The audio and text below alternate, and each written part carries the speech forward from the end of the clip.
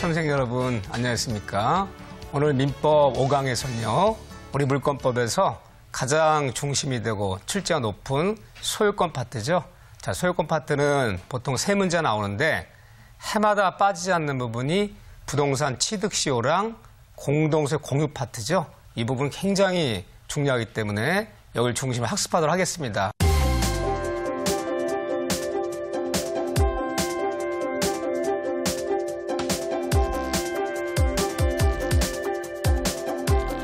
먼저 취득시효에 대해서 화면을 보면서 학습하도록 하겠습니다. 자, 취득시효로 취득할 수 있는 권리가 있죠. 자, 요거 간단하지만 암기사항인데 첫째, 그 1번의 재산권 얘기에서 그 기억 얘기가 중요한 얘기예요. 요거 하나는 암기하셔야 됩니다. 시효로 취득할 수 있는 권리는 소유권뿐 아니라 지상권, 계속되어 표현된 지역권, 전세권, 한마디로 용익물권 세 가지는 취득시 대상이 된다는 거죠. 그런 다음에 질권, 광업권, 어업권. 이 광업권, 어업권을 준물권이라 부르는 거죠. 또 무채산권, 이거 조회하셔야 돼요. 발명권, 특허권도 시효 취득할 수 있다. 자, 여기서 하나 빠진 게 분묘기지권이에요. 분묘기지권, 산소짜리죠. 남해 임야 쓴 산소도 공연하고 편한 세월이 20년 지나면 분묘지권도 시효 취득할 수 있다. 이 기억 얘기가 가장 중요한 얘기인데 분묘기지권 하나 추가할 줄 아셔야 되고요. 자, 그렇지만 니은번처럼 점유를 수반하지 않는 이런 저당권이라든가 이런 것들은 점유권이라든가 유치권 이런 것을 시효 취득한 말이 있을 수 없다는 거죠. 두 번째 또 중요하죠. 자기 물건이요. 즉 취득시 대상이 되는 물건은 타인의 물건을 요하지 않는다. 판례에 따르면 자기가 자기 부동산도 소유권 입증이 곤란할 때는 시효 취득이 가능하다는 거예요. 타인의 물건임을 요하지 않는다. 꼭 기억해 주시고요. 세 번째는 공용물이죠. 국공유지죠. 국공유지. 국공유지도 국유재산 가운데 공용재산이나 보존재산이라 부르는 땅들이 있어요. 예를 들면 항만부지, 도로부지, 하천부지, 관공서부지 이런 것들이 바로 공용재산이나 보존재산이에요. 이런 것은 취득시할 수 없고 국공유 중에서 잡종재산이라 부르는 게 있죠.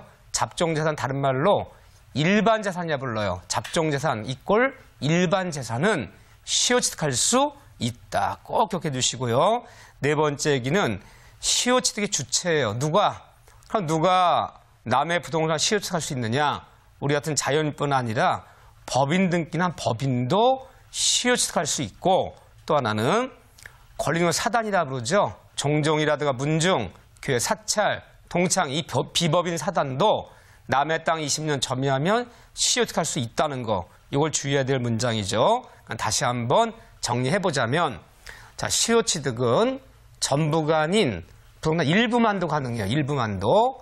또 남의 것이 아닌 자기 물건도 시효 취득할 수 있고 국공유지는 잡종재산이나 일반재산은 시효 취득할 수 있다는 거. 그 다음에 시효 취득할 수 있는 사람은 우리 같은 자연인뿐 아니라 법인도 취득할 수 있고 비법인 사단인 종종 문중도 취득할 수 있다. 하지만 주의할 거 실수가 안 되는 사람이 있어요. 민법상 조합 이런 데는 명의 적격이 없다고 그래요. 자기 명의로 등기할 수 없는 명의 적격이 없다면 시효 취득할 수 없다. 자, 이 부분을 다시 한번 교과서를 보면서 잘 정리해 주시고요.